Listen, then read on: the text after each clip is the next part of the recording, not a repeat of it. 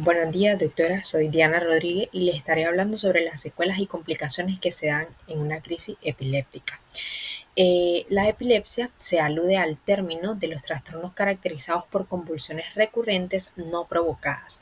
Estos son trastornos transitorios de la disfunción cerebral consecutivos a una descarga paroxística neuronal anormal en el cerebro.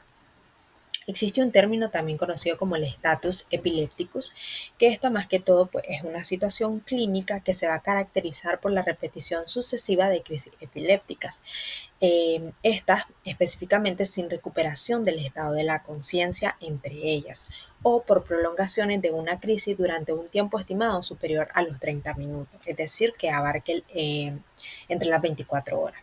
La mayoría de información de la que estaré hablando en esta presentación fue enfocada en este artículo que encontré del año 2020, que nos habla sobre las consecuencias de la epilepsia refractaria y su tratamiento, que de hecho nos habla que es muy frecuente estas complicaciones en pacientes que se hacen resistentes a los antiepilépticos. Eh, Acá les muestro la clasificación de la epilepsia, que está según los criterios clínicos y electroencefalográficos. Las crisis epilépticas se pueden caracterizar en parciales o generalizadas. En el caso de las parciales, que también son conocidas como focales, pueden haber crisis epilépticas simples, que estas son sin alteraciones de las consecuencias, o complejas, o bien parciales, que estas pueden llegar a evoluciones generalizadas con tumefacciones. Aquí pueden haber crisis parciales simples que evolucionen a, a complicaciones que tengan que ver con el déficit neurológico, o crisis parciales complejas o parciales simples, que estas pueden evolucionar a complejas y posteriormente a alteraciones neurológicas generalizadas. Dentro de las complicaciones vamos a tener que en el artículo nos habla que se hizo un estudio poblacional realizado en Europa Occidental, en donde se encontró que la epilepsia en el 22.5% de todos los pacientes se encontraron resistentes a los medicamentos, lo que llevó a ciertas enfermedades comórbidas, que más que todo esto representó la mayor parte de la recarga de la epilepsia en cuanto a la frecuencia sustancial en las que se experimentaban estos pacientes. También teníamos las disfunciones psicológicas, las estigmaciones sociales y la reducción de la calidad de vida, así como un mayor riesgo de mortalidad y una disminución en la esperanza de vida. Es por esto que muchos pacientes en estas estimaciones sociales muchas veces tienden a irse por la vía fácil y generar un suicidio. Dentro de las complicaciones, por ejemplo, tenemos los daños neurológicos estructurales. Aquí pueden darse cuando se dan crisis prolongadas o repetidas, alterando a una muerte neuronal, a nivel del hipocampo o del corte límbico.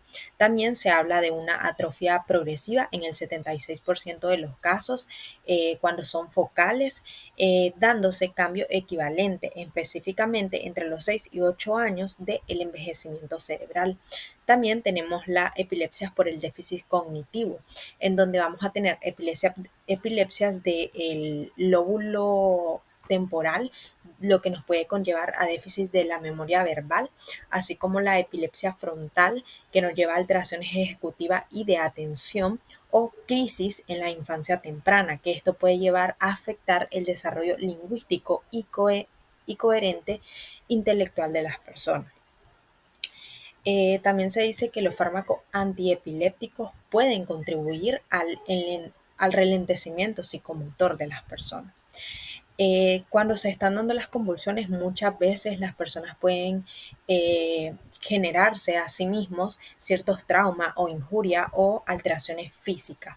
Esto pasa cuando hay caídas, fracturas o heridas durante la crisis convulsiva, así como el riesgo de ahogamiento que se va a dar debido a la broncoaspiración que se puede llegar a presentar, así como las neumonías postcríticas que suelen ser habituales en este tipo de situaciones. También en muchos de los pacientes que sufren ciertas crisis epilépticas pueden llegar a tener una muerte súbita inesperada. Esto normalmente por ciertos mecanismos fisiopatológicos que se pueden presentar, como la bradicardia, la arritmia y la disfunción vulvar respiratoria que puede haber tras las crisis. Esto suele ocurrir en el 1% de 1000 pacientes, pero suele darse y mayormente cuando es en pacientes con crisis tónico-clónicas que suelen estar mal controladas. Se dice que tener convulsiones no controladas, especialmente cuando son convulsiones nocturnas, es uno de los mayores factores de riesgo a presentar una muerte súbita inesperada por parte de una epilepsia, así como los accidentes vasculares, los suicidios, las neumonías y ciertos factores directamente relacionados con ciertas causas subyacentes o externas, por ejemplo, tumores cerebrales o enfermedades neurodegenerativas, perdón. También tenemos los trastornos óseos. Se dice que estas personas pueden llegar a presentar un riesgo elevado de osteoporosis o fracturas subyacentes a factores como el sedentarismo. También la deficiencia nutricional puede hacer que los efectos de los fármacos antiepilépticos conlleven a afectar lo que es el metabolismo óseo de la persona. Existen también ciertos trastornos metabólicos y sistémicos que suelen darse durante la crisis, por ejemplo, la acidosis lácticas transitorias, la hiperglucemia postcrítica, la rabdomiólisis, que esta suele darse en crisis prolongadas, o la hipertermia, que esto suele ser por contracciones musculares altamente sostenidas. También existen ciertos riesgos obstétricos y reproductivos que se pueden dar durante el embarazo cuando hay pacientes pues, que tienen estas crisis. Estas llegan a aumentar el riesgo del aborto espontáneo o tener partos prematuros o una muerte pues, súbita. También los fármacos antiepilépticos van a tener ciertos efectos teratógenos en las embarazadas. Por ejemplo, el riesgo de llegar a presentar una espina bífida o un autismo. También la mayor necesidad de los suplementos por parte del ácido fólico o que la paciente tenga ciertas necesidades de ajuste de dosis debido a ciertas variaciones farmacocinéticas que puede llegar a presentar. Luego, tenemos que dentro de otras complicaciones que se pueden presentar, tenemos las comorbilidades psiquiátricas, que se dice que del 20 al 50% de las personas por ciertas disfunciones límbicas, cambios neuroquímicos y estigmas sociales pueden llegar a presentar depresión o ansiedad generalizada, trastornos bipolares o psicosis postictal.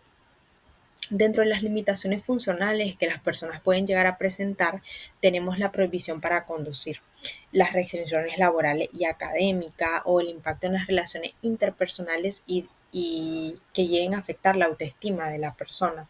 Esto puede llegar a fatigas crónicas, aislamiento social, y a la discriminación. Entonces, todo esto llega a afectar en gran manera y a tener un gran impacto sobre la calidad de vida de las personas. También tenemos los riesgos de accidentes. Por ejemplo, durante una crisis convulsiva ya mencionábamos que podemos tener ciertas alteraciones físicas, ya sean por traumatismos craneales, quemaduras, mordeduras de la lengua. También puede llegar a presentarse lo que son los ahogamientos. Muchas veces, pues si las personas están en una zona de piscinas o bañeras o accidentes laborales o automovilísticos. Es por esto que a la mayoría de las personas de manera legislativa se les restringe este tipo de actividades. También puede darse el declive neuropsiquiátrico, que esto pues es la depresión del 20 al 60% de los pacientes, que lleva de hecho a un riesgo de 2 a 10 veces mayor del suicidio, el déficit de la memoria, las funciones ejecutivas, especialmente cuando estamos hablando de una epilepsia focal o parcial, y en niños pues se da una gran preocupación debido a su desarrollo cognitivo y aprendizaje escolar. Pues existe una carga de la epilepsia cuando esta es de manera refractaria, que esto más que todo es la combinación de las consecuencias físicas de las convulsiones, así como los efectos en la posición social en la que se va a presentar la persona y las alteraciones psicológicas que va a tener. Se dice que la epilepsia tiene una alta tasa de mortalidad en el 1.6 a 11.4 veces mayor de la que se espera. Por esto se dice que una de las causas más comunes de las muertes es en pacientes que presentan neoplasias malignas que no están relacionadas con el sistema nervioso central, seguidas de enfermedades cardiovasculares y cerebrovasculares.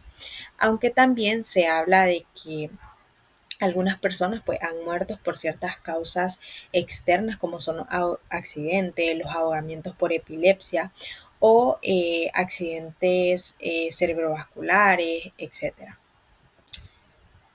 Cuando se presenta una epilepsia progresiva pueden haber ciertos daños que quedan como secuelas.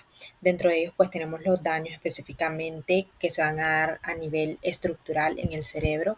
Por ejemplo, algunos tipos de epilepsia como la del lóbulo temporal mesial puede llegar a presentar disminución del volumen en las cortezas límbicas o frontocentrales, así como el daño hipocampal que puede presentarse debido a la distancia del foco epileptógeno o los daños que pueden persistir incluso cuando hay un buen control farmacológico.